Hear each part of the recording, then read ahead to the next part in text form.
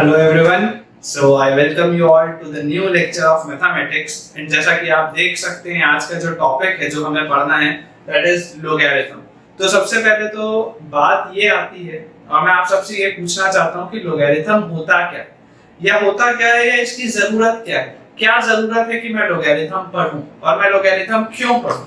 ठीक है, तो इसकी जो शुरुआत है सबसे पहले मैं आपको वो बताना चाहता हूँ कि जैसे आप इमेजिन करो आपने अभी तक सवाल इस तरीके के बनाए होंगे कि जैसे अगर मान लो 2 raised to the power x is equal to 2 raised to the power 3, मान लो अगर 2 raised to the power x is equal to 2 raised to the power 3 है तो ऐसी सिचुएशन में हम ये कह सकते हैं कि x की वैल्यू 3 होगी। ये हमें सबको समझ में आता है। या अगर मान लो मैं आपको बोलूं कि a raised to the power x is equal to a raised to the power m है where a is not equal to 0, 1 और -1। a इन तीन वैल्यूज में से कोई भी वैल्यू नहीं है और अगर आपको बोला जाता है कि a raised to the power x is equal to a raised to the power m है तो वैसी सिचुएशन में ये इंप्लाइड होता है कि x की वैल्यू m के इक्वल होगी। इतना हमें समझ में आता है, 10th तक हमने ये बेसिक सी चीजें पढ़ी हुई हैं। बट अगर मान लो आपको बोला जाए 2 raised to the power x is equal to 5 cube, अगर मान लो आपको बोला जाए 2 raised to the power x is equal to 5 cube, अब ऐसी सिचुएशन में आकर मैं फंस जाता हूँ। ऐसी सिचुएशन में आकर मुझे ये सोचना पड़ेगा कि यार इसको कैसे सॉल्व किया जाए। तो यहाँ पे इस पॉइंट पे ओरिजिनेशन होता है किसका, इस पॉइंट पे ओरिजिनेशन होता है आपके लोगैरिथम वाले चैप्टर में। इस पॉइंट पे ओरिजिनेशन होता है लोगैरिथम वाले चैप्टर का, लोगैरिथम के कांसेप्ट का। तो सबसे पहले मैं आपको लोगैरिथम का डेफिनेशन लिखवाऊंगा और उसके बाद हम उस डेफिनेशन को समझेंगे और कई सारे सवाल प्रैक्टिस करने वाले हैं। सो गाइस देखिए, जैसा आप देख सकते हैं यहाँ पे हमारे पास हमारा डेफिनेशन लिखा हुआ है और डेफिनेशन कहता है the logarithm of any positive number to a given base, any positive number to a given base, और जो बेस है बेस के आगे देखिए लिखा हुआ है positive number not equal to 1। A positive number not equal to 1 ये बहुत इंपॉर्टेंट पॉइंट है। ठीक है, is the index of the power of the base which is equal to that number. अब जब आपने फर्स्ट बार में ये डेफिनेशन देखा होगा तो जरूर दिमाग में बहुत ज्यादा आपको एक कॉम्प्लिकेशन आया होगा कि यार ये पता नहीं क्या लिख दिया गया। तो देखिए मैं आपको इसको आसान भाषा में समझाने की कोशिश करता हूं। देखो लोगैरिथम को हम रिप्रेजेंट करते हैं logs.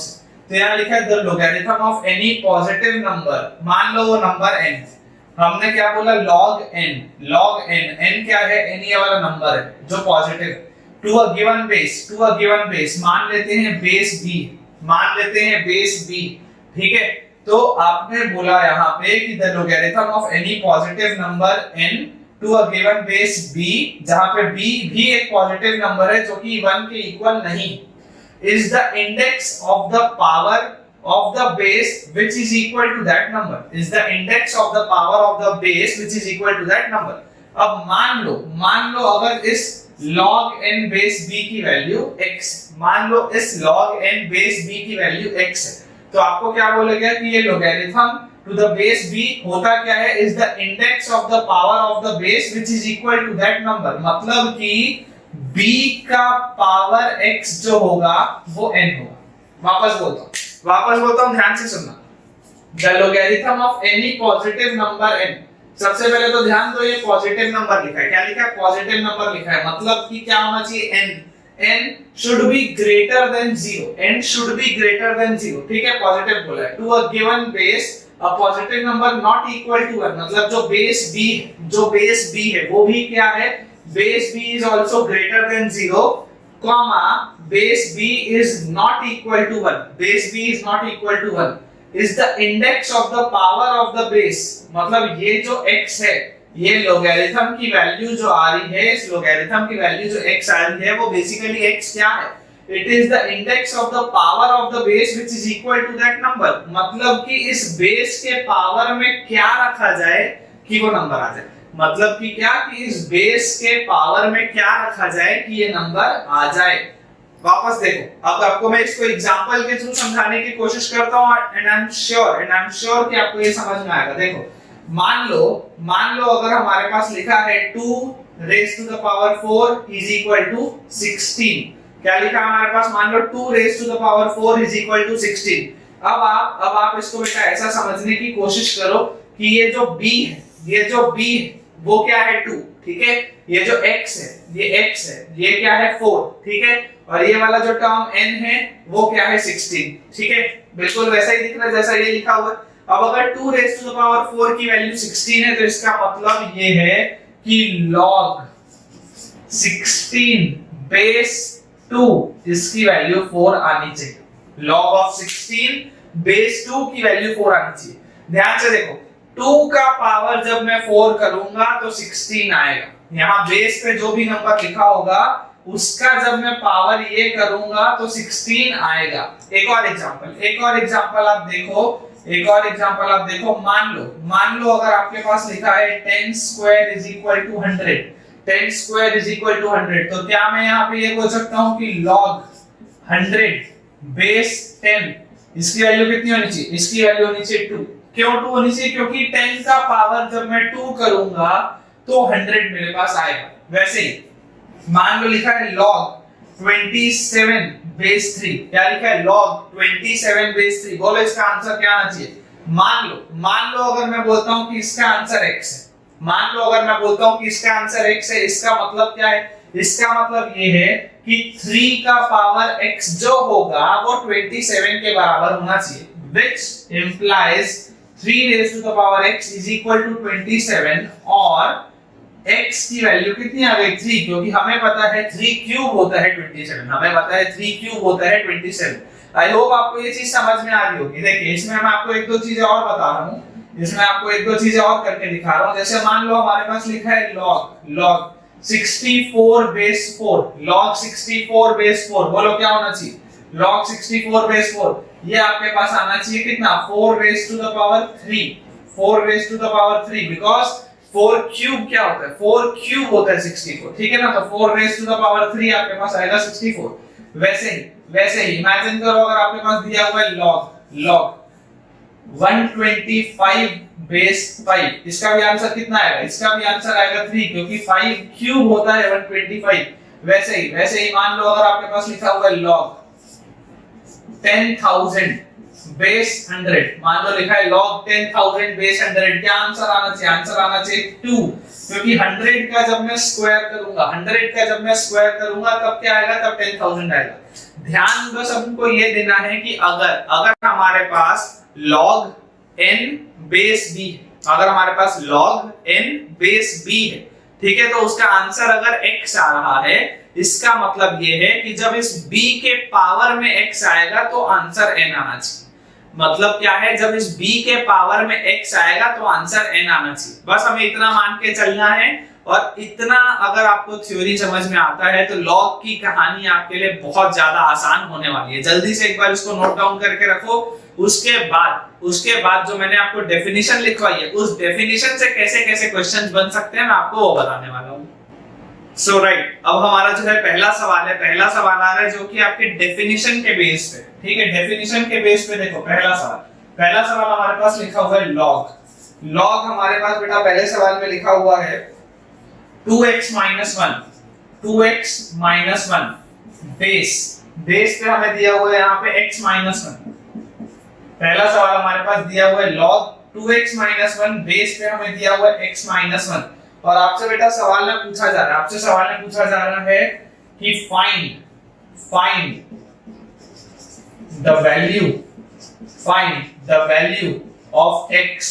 find the value of x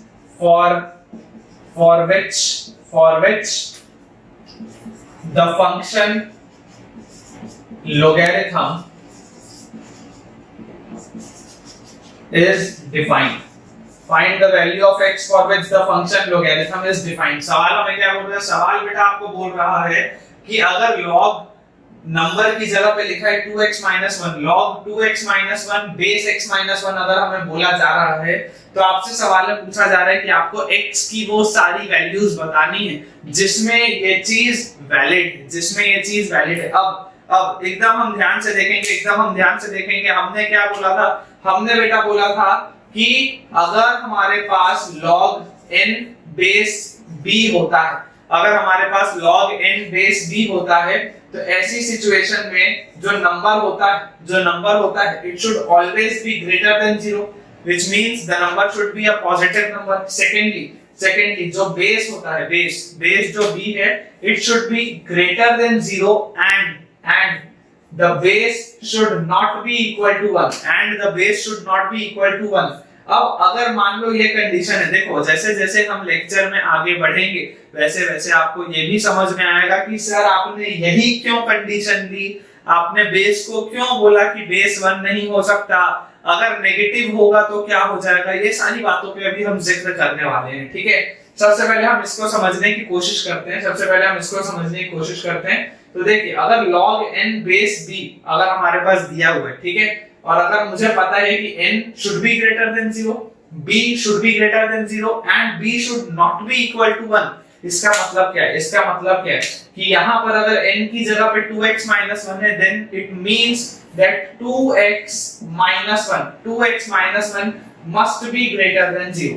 2x minus 1 must be greater than 0. यहाँ से बताओ मेरे पास क्या आ जाएगा, 2x will be greater than 1, क्योंकि ये -1 RHS में जाएगा तो +1 हो जाएगा। देखो ये जो है ये इनइक्वालिटी का साइन होता है, ये जो ग्रेटर देन मैंने लगाया है, ग्रेटर देन और लेस देन जो होता है वो इनइक्वालिटी का साइन होता है। तो जिस तरीके से हम इक्वालिटी में करते थे LHS से RHS, सेम उसी तरीके से हमें इनइक्वालिटी में करना है, कोई दिक्कत नहीं आएगी। ठीक है, तो 2x इज ग्रेटर देन 1 और x is greater than half, x के आगे हाफ से बढ़ा के, ये आई मेरे पास पहली कंडीशन। अब ध्यान से आप देखो, यहाँ पर देखो क्या लिखा हुआ है, यहाँ पे लिखा है base should be greater than 0। अब बेस की जगह पे क्या है, x minus 1, then it means x minus 1 should be greater than 0। तो यहाँ से बोलो क्या आएगा, यहाँ से आएगा x should be greater than 1, और मेरे पास बेटा एक कंडीशन दी हुई है कि base should not be equal to 1, which means x minus 1 should not be equal to 1 और x should not be equal to 2, क्योंकि ये -1 जब वहां जाएगा तो +1 हो जाएगा, तो x should not be equal to 2। अब इसका मतलब क्या है, बहुत आपको ध्यान से समझने की जरूरत है कि ये देखो, ये तीन अलग-अलग मेरे पास चीजें हैं। मैं आपको इसको नंबर लाइन से समझाने की कोशिश करता हूं। इमेजिन करो ये नंबर लाइन, इस नंबर लाइन में आपको पहली कंडीशन क्या बोल रही थी, पहली आपको कंडीशन बोल रही है कि आपको x जो है वो हाफ से बड़ा होना चाहिए। मान लेते हैं इस पॉइंट पे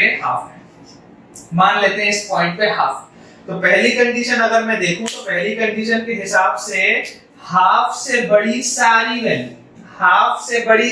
वैल्यू चलेंगी। मतलब इस कंडीशन के हिसाब से हाफ नहीं चलेगा, हाफ से बड़ा सब चलेगा। मतलब 1 चलेगा, 1.5 चलेगा, 3 चलेगा, 4 चलेगा, 100 चलेगा, 1000 चलेगा, 10,000 चलेगा, सब चलेगा। हाफ से बस बड़ा होना चाहिए। अब दूसरी कंडीशन देखो, दूसरी कंडीशन बोल रहा है 1 से बड़ा होना चाहिए। दूसरी कंडीशन क्या बोला, 1 से बड़ा होना चाहिए। इमेजिन करो ये बोल रहा था हाफ से बड़ा।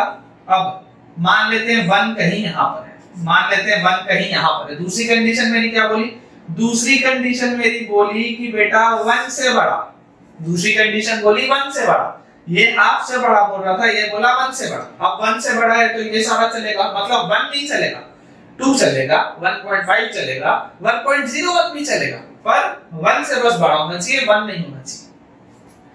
आखिरी कंडीशन बोली x की वैल्यू 2 नहीं हो सकती, मतलब कि यहाँ पर अगर मान लो 2 आ रहा है, तो ये 2 नहीं चलेगा, ये जो पॉइंट वाला 2 है वो नहीं चलेगा, उसके अलावा सब चलेगा। आखिरी कंडीशन को कोई लेना देना नहीं है। आखिरी अगर बस मैं कंडीशन को देखूं तो नेगेटिव नंबर भी चल जाए, क्योंकि आखिरी कंडीशन क्या बोल रही है, आखिरी कंडीशन सिर्फ इतना बोल रही है कि x की वैल्यू 2 नहीं होनी चाहिए, बाकी सब चला। ये लास्ट कंडीशन बोल रही है। तो अब मुझे बताओ कि अगर ये मैं तीनों कंडीशंस देखूं, ये पहली कंडीशन है, दूसरी कंडीशन है, तीसरी कंडीशन, तो इसके हिसाब से आंसर क्या आना चाहिए, इसके हिसाब से आंसर आना चाहिए कि देखो ये बोलता था हाफ से बड़ा, ये बोलता है 1 से बड़ा। तो अगर मैं 1 से बड़ा वाला नंबर लूंगा तो पहले वाले की भी बात रह जाएगी, है ना, जो बोल रहा था हाफ से बड़ा होना चाहिए, अगर दूसरा वाला बोल रहा है 1 से बड़ा होना चाहिए, तो हम 1 से बड़ा ले लेते हैं, क्योंकि जब मैं 1 से बड़ा लूंगा तो हाफ से तो ऑटोमेटिकली बड़ा ही रहेगा। ठीक है, तो 1 से बड़ा, अब 1 से बड़ा अगर मान लो लिखते हूं तो मैं x बिलोंग्स टू, या जो देखो मैंने साइन लगाया है, इस साइन को बोला जाता है बिलोंग्स टू, मतलब वो कहां पर है, कहां पर है, belongs to, x belongs to. अभी जो मैं लिख रहा हूं आपको मैं उसका मतलब भी समझाऊंगा, x बिलोंग्स टू, यहां बोल रहा है 1 से बड़ा, तो 1 से बड़ा चलेगा, 1 से बड़ा चलेगा। कहां तक 1 से बड़ा, कहां तक 1 से बड़ा, तो ये मैं बोला कि 1 से लेकर के 2 तक पूरा ले लो, 1 से लेकर के 2 तक पूरा ले लो, यूनियन 2 से लेकर के इंफिनिटी तक ले लो, यूनियन 2 से लेकर के इंफिनिटी तक ले लो। अब इसका मतलब क्या है, इसका मतलब क्या है, अब इसका मतलब आपको मैं आपको समझाता हूं, पहले आप इतना नोट करो, इतना आप नोट करो, राइट। सो अब अगर बेटा आपने इतना लिख लिया था, तो अब जो मैं आपको समझा रहा हूं कंसेप्ट, आपको मैं इसका कंसेप्ट समझा रहा हूं। सबसे पहले देखो ये सब जो है बेटा वो रिप्रेजेंटेशन का तरीका है, ठीक है। अगर मान लो आपके सामने ये साइन लिखा था, ये वाला साइन था जो ई जैसा दिखता है, ई जैसा, इसका मतलब होता है बिलोंग्स टू, इसका मतलब होता है बिलोंग्स, ठीक है। अब अगर मान लो आपको बोला जाता कि x is less than 2 and greater than 1, अगर आपको बोला जाता x is less than 2 but is greater than 1, इसका क्या मतलब है, इसका मतलब ये है कि 1 से चाहे जितना भी बड़ा, मतलब देखो ये 1.00001 1 से जस्ट छोटा सा है, एकदम थोड़ा सा बड़ा है, लेकिन ये चलेगा, क्यों, क्योंकि ये इसके बीच में तय कर रहा है। वैसे ही अगर मान लो मैं लिखूं 1.99999, ये भी चलेगा, क्यों चलेगा, क्योंकि ये 2 से जस्ट छोटा है, 2 या उससे बड़ा नहीं चलेगा, 1 या उससे छोटा नहीं चलेगा, उसके बीच में चाहे कोई भी नंबर हो सब चलेगा।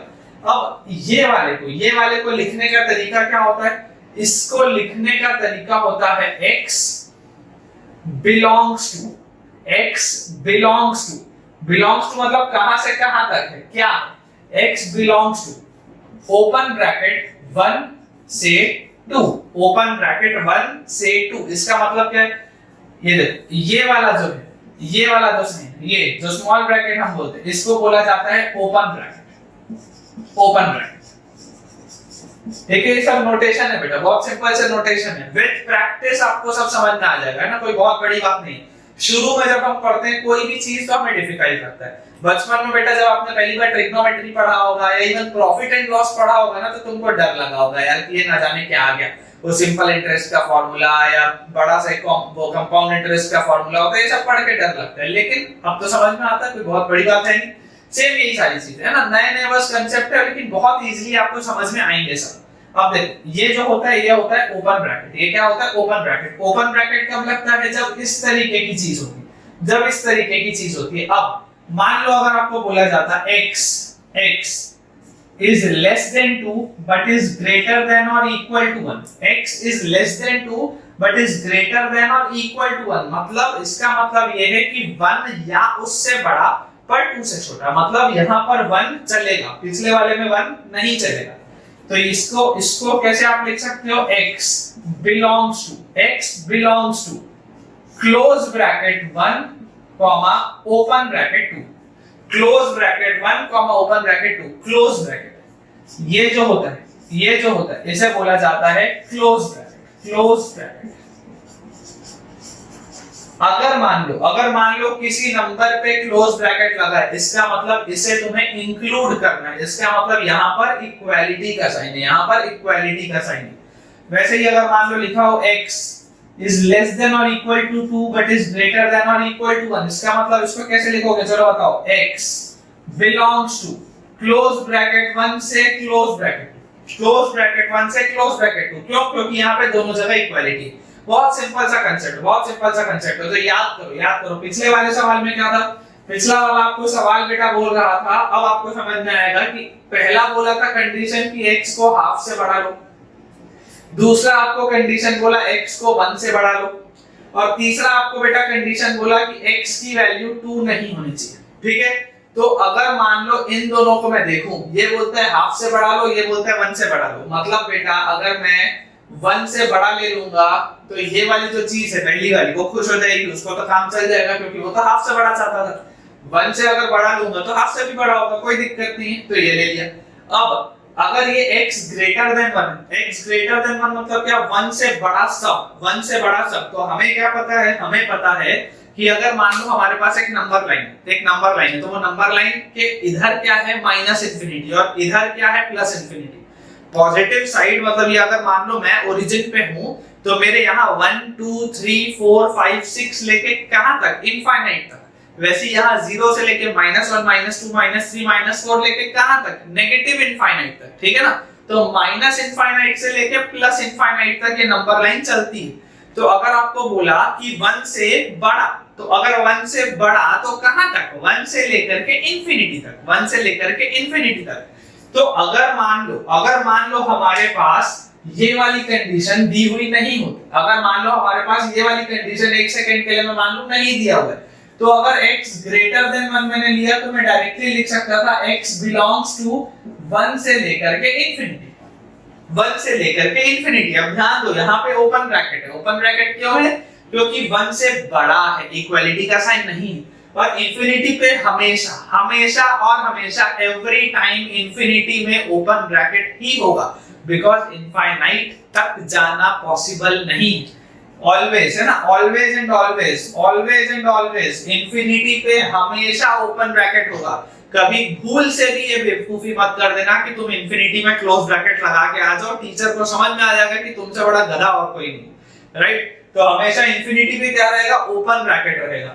और अगर मान लो ये कंडीशन नहीं दी होती तो मेरे पास ये आंसर आ जाता, पर अब क्या बोला, x2 नहीं हो सकता। अगर x2 नहीं हो सकता मतलब इसके बीच में तो 2 भी आ रहा है ना। अगर मैं 1 से इंफिनिटी बोला हूं मतलब कहीं ना कहीं तो इसके बीच में 2 आ रहा होगा, पर अब मुझे वो 2 हटाना पड़ेगा। तो वो 2 को मैंने कैसे हटाया, मैंने बोला 1 से 2 चले जाओ। ध्यान से देखो यहाँ पे 2 पे ओपन ब्रैकेट है, यूनियन, इसको क्या बोला जाता है, इसको बोला जाता है यूनियन मतलब ये के साथ ये, यूनियन मतलब ये के साथ ये, यूनियन मतलब क्या होता है, के साथ, है ना, इसके साथ ये। अब आपको बोला गया देखो 1 से 2 पे चले जाओ और यूनियन 2 से इंफिनिटी चले जाओ। अब देखो यहाँ पर 2 पे क्या है, ओपन ब्रैकेट, और यहाँ पर भी देखो 2 पे क्या है, ओपन ब्रैकेट। दोनों जगह अगर ओपन ब्रैकेट है इसका मतलब क्या है कि 2 इंक्लूड नहीं हुआ है, और इसका मतलब ये है कि 1.9999 इस तरीके से चले, जितना भी बड़ा नंबर हो बट 2 नहीं होना चाहिए। और यहाँ पे 2.00000001 ये भी चल जाएगा बट 2 नहीं होना चाहिए, ये इसका मतलब है, राइट। तो एक बार इसको जल्दी से आप नोट डाउन करो, उसके बाद हमें बहुत सारे अभी सवाल बनाने, बहुत सारे सवाल जल्दी से, ठीक है बेटा। तो अगर आपको पिछला सवाल समझ में आया तो हम कुछ ऐसे ही सवाल देखते हैं जिसमें हम सबसे पहले देखेंगे कि हमारा फंक्शन कहां-कहां पर डिफाइंड है, कहां-कहां पर डिफाइंड है। जैसे अगर मान लो मैं दूसरा सवाल, अगर मैं आपको दूसरा सवाल बोलूं कि log 2 minus x base x minus 1, log 2 minus x base x minus 1, find the value of x where this function is defined, find the value of x where this function is defined। अब इसमें आपको क्या पता है, इसमें हमें पता है कि the number should be greater than 0, which means 2 minus x should be greater than 0। अब अगर 2 minus x should be greater than 0, अगर मैं इस minus x को वहां पे लेके जाऊंगा तो 2 should be greater than x और x should be less than 2। एक ही बात। अब इसके बाद मुझे क्या पता है, the base should be greater than 0 and the base should not be equal to 1। ये दो चीजें मुझे पता है। If the base should be greater than 0, then x minus 1 should be greater than 0, x minus 1 should be greater than 0, which implies x should be greater than 1। And secondly, the thing is x minus 1 should not be equal to 1, which implies x should not be equal to 2, x should not be equal to 2, है ना। तो अब आपके पास देखो क्या क्या condition आ गई। आपको अगर मान लो नंबर लाइन पे बोला जाए कि ये बोलता है 2 से छोटा, मान लो यहाँ पर 2 है, यहाँ पर 2 है, ये बोलता है 2 से छोटा, ये बोलता है 2 से छोटा, ये बोलता है 1 से बड़ा, ये बोलता है 1 से बड़ा, मान लो यहाँ पर 1, ये बोलता है 1 से बड़ा, ठीक है। और आखिरी वाला क्या बोलता है, आखिरी वाला बोलता है 2 नहीं होना चाहिए, आखिरी वाला बोलता है 2 नहीं होना चाहिए, मतलब ये जो 0.2 है ये नहीं होना चाहिए। तो बताओ मुझे कि वो कौन सी x की वैल्यूज हैं जिसमें ये तीनों कंडीशन सेटिस्फाई हो जाए, जिसमें ये तीनों कंडीशन सेटिस्फाई हो जाए। तो अगर मैं आपको बोलता हूं कि x बिलोंग्स टू 1 से 2, x बिलोंग्स टू 1 से 2, तो देखो ओपन ब्रैकेट 1 है मतलब 1 से बड़ा, ये खुश, क्लोज ब्रैकेट 2 है मतलब 2 से छोटा, तो 2 से छोटे में ये भी खुश, और क्योंकि 2 नहीं हो रहा है, देखो ओपन ब्रैकेट है, तो मेरे पास x की वैल्यू क्या आ गई, x की रेंज क्या आ गई, x belongs to open bracket 1 से 2। जल्दी से नोट डाउन करो, x belongs to open bracket 1 से 2। अगला सवाल अब हम देखते हैं थर्ड सवाल हम देखते हैं। देखो यहाँ पे आपके पास लिखा हुआ है log x/2 + 1 base x, log x/2 + 1 base x। अब हमें क्या पता है, हमें पता है कि x/2 + 1, ठीक है, should be greater than 0। if this number should be greater than 0, इसका मतलब क्या है, इसका मतलब है x/2 should be greater than -1 और x should be greater than -2, पहली चीज। दूसरी चीज, अगर यहाँ पे बेस पे x है मतलब x should be greater than 0, directly ये तो रिलेशन आ गया, and x should not be equal to 1, directly ये भी रिलेशन आ गया। अब अगर मान लो ये तीनों कंडीशन है, नंबर लाइन क्या बोलती है, ये बोला x को -2 से बढ़ा लो, तो यहाँ -2 इससे बड़ा, ये बोला x को 0 से बढ़ा लो, मान लेते हैं यहाँ पर 0 है, उससे बड़ा, ये बोला x को 1 मत लो, तो यहाँ पर मान लो अगर 1 होगा तो x को 1 मत लो। अब बताओ सब में कौन खुश, तो देखो यहां से अगर बोलते हैं -2 से बड़ा ये बोलते हैं, और अगर ये बोलता है 0 से बड़ा, तो मतलब अगर मैं 0 से बड़ा वाला ले लूं तो ये वाली चीज सेटिस्फाई हो जाएगी। तो अगर मान लो मैं आंसर लिखूं x बिलोंग्स टू 0 से बड़ा होना चाहिए, 0 से बड़ा होना चाहिए, तो ओपन ब्रैकेट 0 लगाते हैं।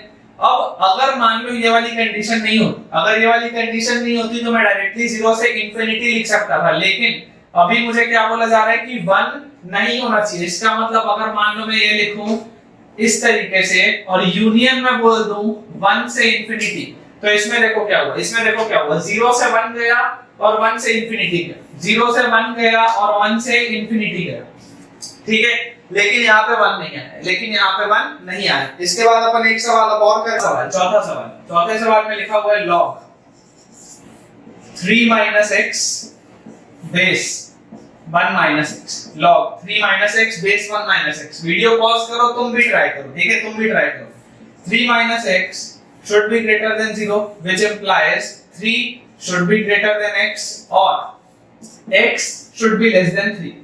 अगली चीज 1 - x जो कि बेस है, base must be greater than 0, which means 1 should be greater than x, which implies x is less than 1 और 1 - x should not be equal to 1, which means x should not be equal to कितना 0, x should not be equal to 0।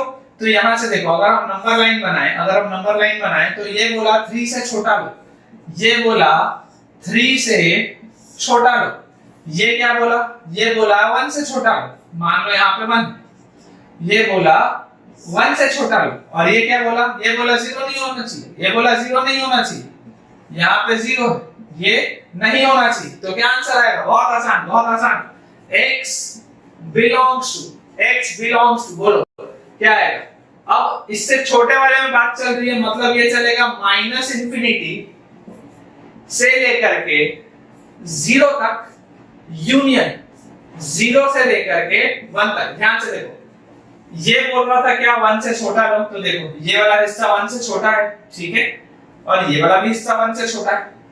ये बोला 0 नहीं होना चाहिए, देखो दोनों में 0 नहीं आ रहा है, कोई दिक्कत नहीं। ये बोला था 3 से छोटा लो, 3 से छोटा है, कोई दिक्कत नहीं।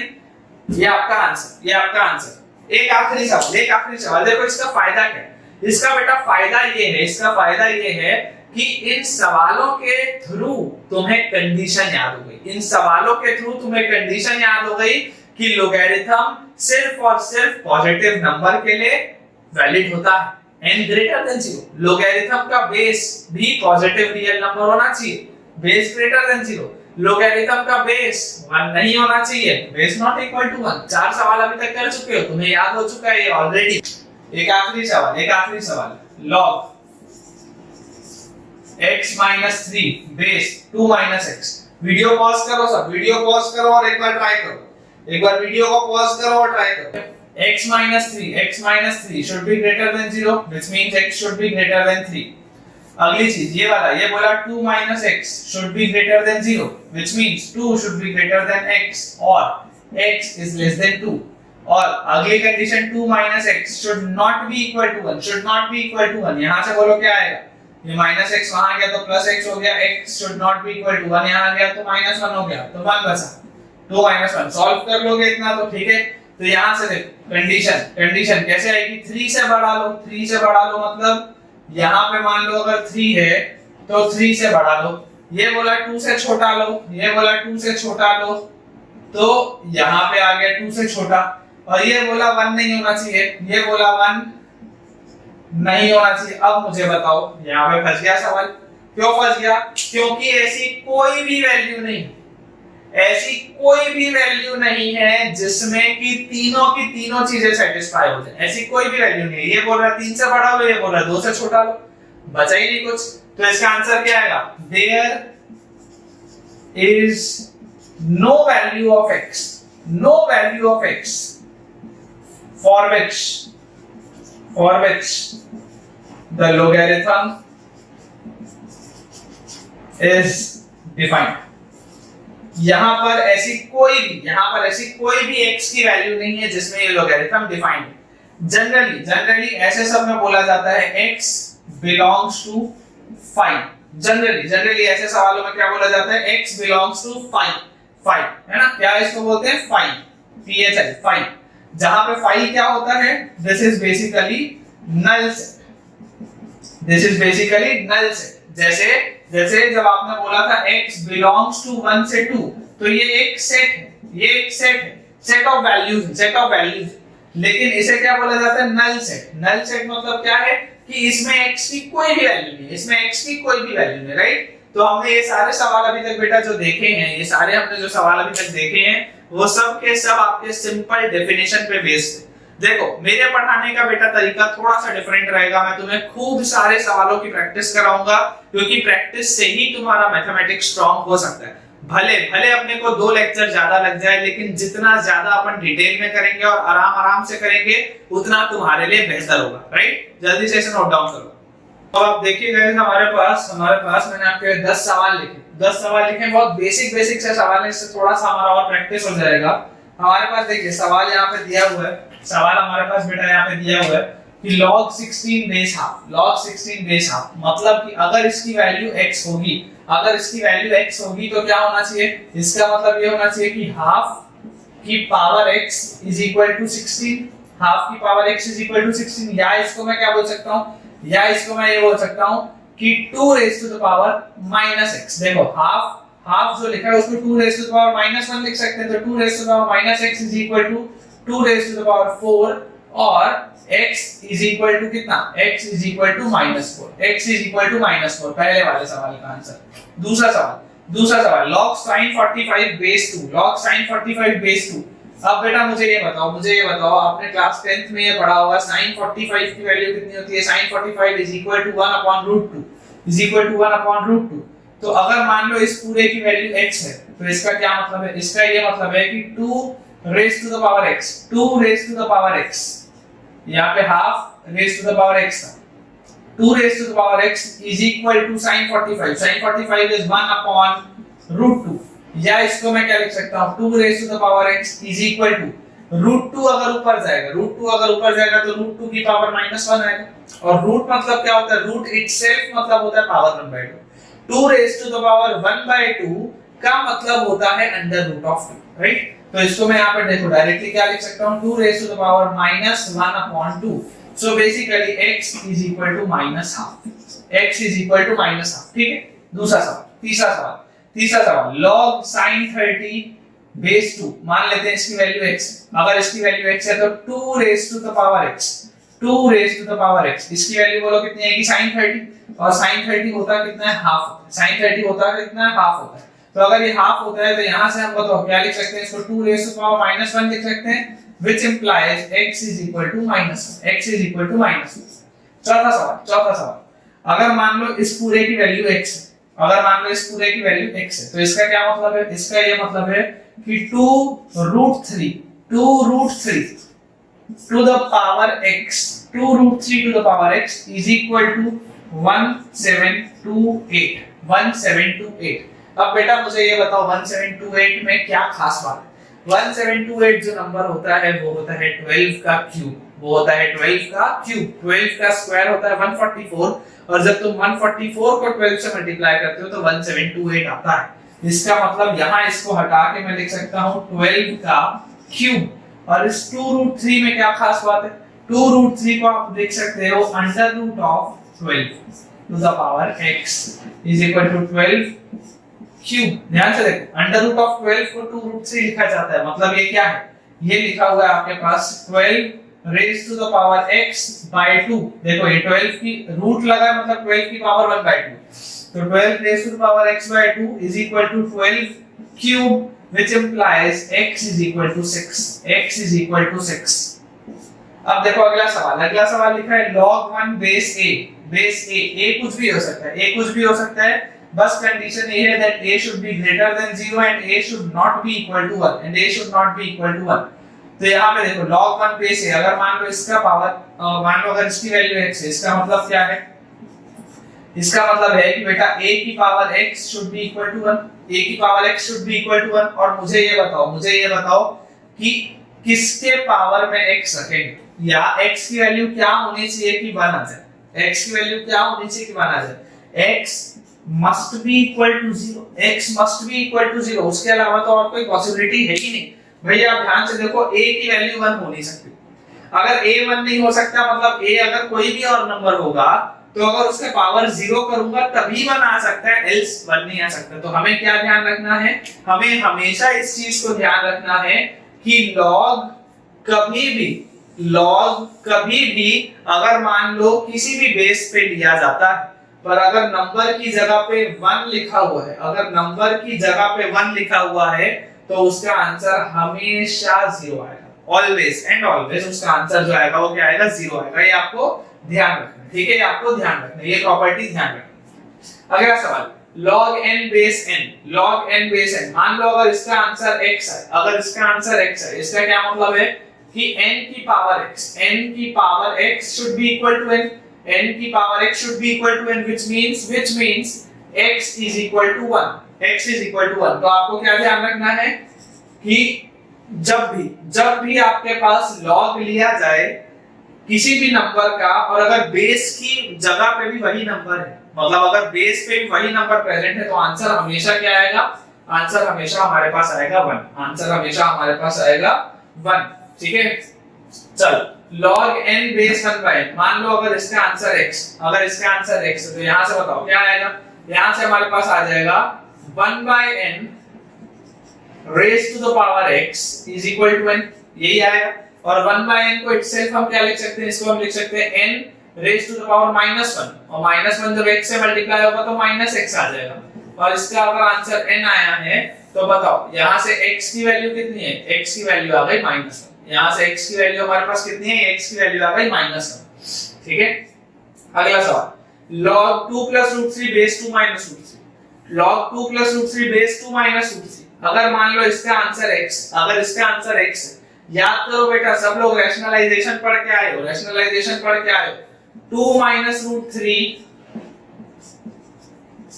to the power x is equal to 2 + √3, 2 - √3 to the power x is equal to 2 + √3। अब ध्यान से देखो, याद करने की कोशिश करो कि तुमने ऐसा पढ़ा होगा कि 1/2 - √3 अगर हमारे पास लिखा होता, 1/2 - √3 लिखा होता तो हम क्या करते, हम 2 + √3 से मल्टीप्लाई और उसे डिवाइड कर देते और उससे हमारे पास आंसर आ जाता है 2 + √3 और बेस में आ जाता क्या, a - b * a + b, a² - b² और वो आता 4 - 3 जिसकी वैल्यू आती 1। तो बेसिकली 1/2 - √3 की वैल्यू कितनी आती है, 2 + √3। 1/2 - √3 की वैल्यू कितनी आती है, 2 + √3। इसका मतलब यहाँ पे x की वैल्यू कितनी होनी पड़ेगी, x will be equal to -1, सिर्फ और सिर्फ तभी ये चीज पॉसिबल है।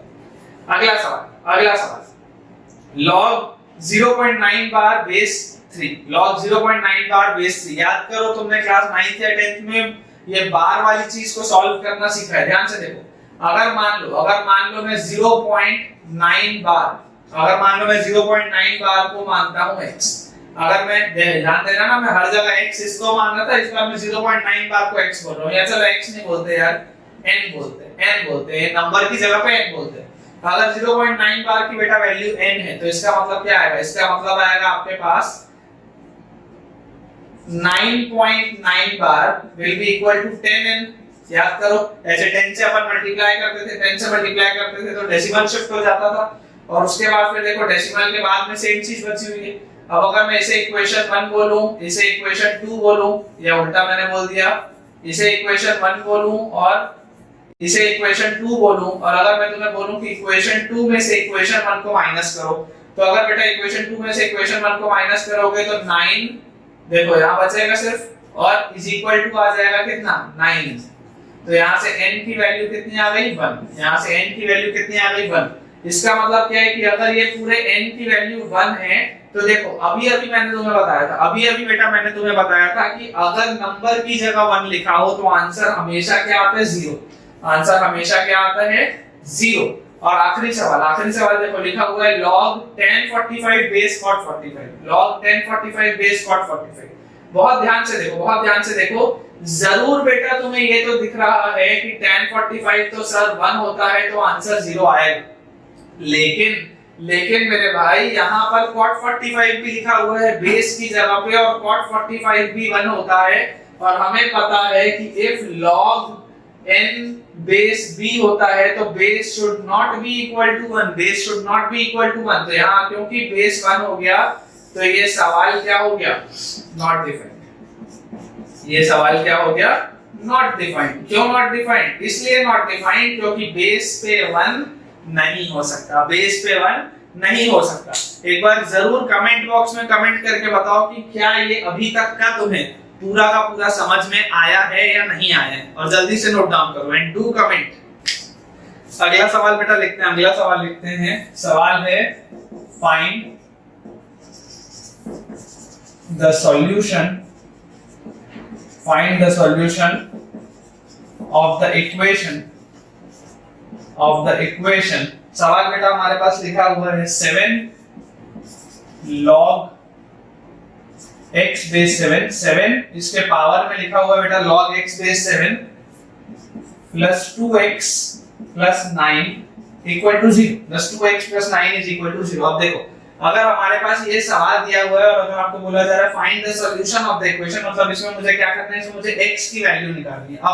अब बहुत बेटा ध्यान से एक चीज बताओ कि जब हमने डिफाइन किया था log को तब मैंने आपको बताया था कि b की पावर x अगर n होता है, b की पावर x अगर n होता है तो इसका मतलब होता है कि log n base b will be equal to x, तभी तो b की पावर x n आएगा, तभी तो b की पावर x n आएगा।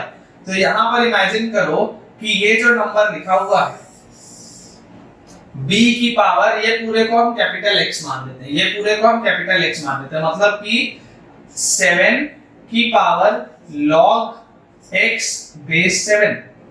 देखो ये b की जगह 7 है और ये x की जगह log x बेस 7 है, ठीक है ना। कंफ्यूज नहीं होना बेटा x और x में, ये वाला x अलग है, ये वाला x अलग है। अगर मान लो इसकी वैल्यू n, अगर इसकी वैल्यू n, तो हमें क्या पता है कि अगर b की पावर x n होता है तो log n base b x होना चाहिए, log n base b x होना चाहिए। तो इसका क्या मतलब है, इसका ये मतलब है कि देखो n की जगह n है तो log n बेस b, देखो b की जगह क्या है 7 है तो बेस 7, इसकी वैल्यू किसके बराबर होनी चाहिए थी, x के बराबर, x के बराबर। यहाँ पर x क्या है, log x base 7, log x base 7। तो देखो यहाँ से क्या आ गया, यहाँ से मेरे पास ये चीज आ गई। अब कंपेयर करो, कंपेयर करो, देखो log बेस 7 पे है, ये भी log बेस 7 पे है, और यहाँ पर n है और यहाँ पर x है। क्या इसका मतलब मैं ये लिख सकता हूँ कि n की value is equal to x, क्या मैं ये बोल सकता हूँ कि n की value is equal to x। और बहुत ध्यान से बेटा देखो, बहुत ध्यान से देखो कि यहाँ पर ये पूरे की वैल्यू, ये पूरे की वैल्यू हमने क्या ली थी, ये पूरे की वैल्यू हमने n ली थी। देखो ये b की पावर x था, इसकी वैल्यू टोटल n थी, मतलब ये पूरे की वैल्यू, इस पूरे की वैल्यू मैंने n ली थी, और n की वैल्यू एक्चुअली आ किसके बराबर गई, n की वैल्यू एक्चुअली आ गई x के बराबर। मतलब क्या इस इक्वेशन को मैं इस तरीके से लिख सकता हूं, बहुत ध्यान से देखना, x plus 2x plus 9 is equal to 0, क्योंकि ये पूरा n था और n क्योंकि x के बराबर आ गया तो इस पूरे के बदले मैंने x लिख दिया और ये 2x प्लस 9 वैसे का वैसे ही। अब यहां से देखो क्या आया, 3x plus 9 is equal to 0 या 3x is equal to minus 9 या x is equal to minus 3, x is equal to minus 3। अब जब बेटा x की वैल्यू माइनस 3 आई, जब x की वैल्यू माइनस 3 आई, अब सोचो क्या सोचो कि x की वैल्यू अगर -3 है तो ओरिजिनल सवाल में x कहां पर है, देखो ओरिजिनल सवाल में x जो है बेटा वो log का नंबर है, ओरिजिनल सवाल में x जो है वो log का नंबर है। क्या वो x कभी भी नेगेटिव हो सकता है? वो x कभी भी नेगेटिव नहीं हो सकता। इस सवाल में क्लियरली तुमको सबसे पहले ये पता होना चाहिए कि x must be greater than 0। अगर x 0 से बड़ा नहीं हुआ तो ये लोगैरिथम डिफाइन ही नहीं होगा। और फाइनल आंसर क्या आ गया, x की वैल्यू -3, मतलब कि ये सवाल क्या हो गया, नॉट डिफाइंड। सवाल क्या हो गया, नॉट डिफाइंड। बहुत ध्यान रखना बेटा, कई बार क्या होता है ऐसे ही सवाल अपने को आईआईटी में या कई जो अलग अलग कॉम्पिटिटिव एग्जाम के पेपर होते हैं उसमें लेट हुआ है, कई बार ऐसा होता है क्योंकि इसके जो 4 ऑप्शन होंगे ना, पहला, दूसरा, तीसरा और चौथा, उसमें पहले सवाल में x की वैल्यू -3 दी होगी और तुम्हारा -3 निकलेगा और तुम गधे जैसे ऐसे -3 लगा के आ जाओगे। होती है ऐसी गलती, बहुत नेचुरल। और जनरली लास्ट में लिखा रहता है नॉट डिफाइंड, लास्ट में लिखा रहता है नॉट डिफाइंड, बीच में कोई भी 2 ऑप्शन दे देगा। तो क्या होता है, अपनी टेंडेंसी होती है कि आंसर आया दिखा लगा दिया, और एक बार लगा दिया तो फिर तो गया। ठीक है ना, तो बहुत ध्यान इसमें रखना, बहुत ध्यान रखना। चलो जल्दी नोट डाउन करो, इसके बाद अपन एक सवाल और करेंगे। चलो अगला सवाल है बेटा, अगला सवाल है find the value of log root over 5 root over 5 root over 5 root over 5 and so on till infinity base 5। ठीक है, अभी अपने पास सवाल है। अब सबसे पहले तो हमें क्या करना पड़ेगा बेटा, अगर हमें इस सवाल को सॉल्व करना है तो सबसे पहले ये जो कॉम्प्लेक्स सी एक चीज दी हुई है नंबर की जगह पे, सबसे पहले हमें उसे सॉल्व करना पड़ेगा।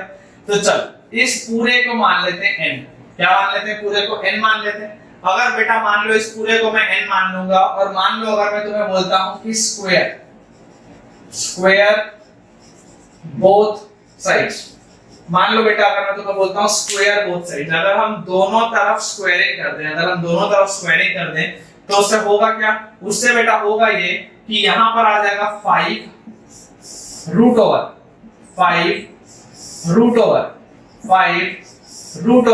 5 so on till infinity equal to n square। बहुत ध्यान से सोचो कि इंफिनिटी में से अगर एक हटा भी दिया तो कोई फर्क पड़ा? इतने बड़े नंबर में से मान लो अगर मैं तुमको बोलूं कि 10 करोड़ में से 0.000001 माइनस कर दो, क्या फर्क पड़ेगा? कोई फर्क नहीं पड़ेगा, है ना। उसी तरीके से अगर इंफिनिटी में से मैं तुम्हें बोलता हूं एक हट भी गया तो क्या फर्क पड़ा? कोई फर्क नहीं पड़ा। तो क्योंकि अगर कोई फर्क नहीं पड़ा तो मुझे ये बताओ कि क्या ये जो पूरी चीज दिख रही है, क्या इस पूरी चीज को ही मैंने n माना था? तो क्या यहाँ पे मैं 5n is equal to n square लिख सकता हूँ? बहुत ध्यान से देखना, क्योंकि ये पूरा इतना बड़ा नंबर है कि अगर एक 5 हट भी गया तो बहुत ज्यादा फर्क नहीं पड़ता, इसलिए इस पूरे को वापस मैंने n बोल दिया क्योंकि मैंने पहले उसको n ही माना। तो 5n is equal to n square आया, और यहाँ से बताओ क्या क्या वैल्यूज आ गई मेरे पास। यहाँ से बेटा मेरे पास आ गया n square minus 5n is equal to 0, है ना। या मैं इसमें लिख सकता हूं कि n कॉमन लेके n minus 5 is equal to 0। तो यहाँ से बेटा n की वैल्यू आ गई 0,5। अब सबसे पहली चीज तो क्या, सबसे पहली चीज बेटा ये कि ये जो पूरा कॉम्प्लेक्स टर्म लिखा हुआ है, पूरा जो कॉम्प्लेक्स टर्म लिखा हुआ है वो किसी भी कीमत में जीरो तो हो ही नहीं सकता। अगर कुछ लिखा हुआ है तो उसका आंसर कुछ तो आएगा ना। यदि √5 ऐसा इंफिनिटी तक जीरो कैसे हो सकता है? जीरो तो हो ही नहीं सकता, तो ये रिजेक्ट हो गया। मतलब इस पूरे की वैल्यू कितनी आनी चाहिए? n की वैल्यू अगर 5 है तो इस पूरे की वैल्यू 5 होनी चाहिए। तो बेसिकली हमारे पास जो सवाल लिखा हुआ है वो लिखा हुआ है log 5 बेस 5। और मैंने आपको बताया था कि अगर नंबर और बेस सेम होता है तो आंसर हमेशा कितना आता है? आंसर हमेशा आता है 1। तो find the value of a का आंसर कितना आ गया? 1 है। जल्दी से नोट डाउन करो। ठीक है बेटा, तो आज का लेक्चर हम ऑलमोस्ट एंड पे पहुंच गए हैं। मैं आपको ये चीज बता दूं कि आज के लेक्चर में हमने लोगैरिथम का डेफिनेशन देखा और साथ ही में हमने कई सारे उसके प्रैक्टिस किए कि किस तरीके से नंबर कब डिफाइंड होता है, कहां पे बेस डिफाइंड होता है, और जनरल जो क्वेश्चन होते हैं, आसान से जो क्वेश्चन होते हैं जो बेसिकली हमारा लोगैरिथम का कांसेप्ट चेक करते हैं, वो हमने आज देख लिया है। नेक्स्ट लेक्चर में जो कि मैं आपको कल रिलीज करवाऊंगा, नेक्स्ट लेक्चर में बेटा हम लोग कई सारे थ्योरम्स देखेंगे, कई सारी प्रॉपर्टीज देखेंगे लोगैरिथम की, और उसके बाद उसके बढ़िया सवाल प्रैक्टिस करेंगे। तब तक के लिए जरूर इस वीडियो में आप कमेंट करके मुझे बताइए कि और कौन-कौन से चैप्टर के और कौन-कौन सी क्लासेस के आपको वीडियो चाहिए। साथ ही मुझे जरूर ये भी बताइए कि आज का आपको वीडियो कैसे लगा। Thank you.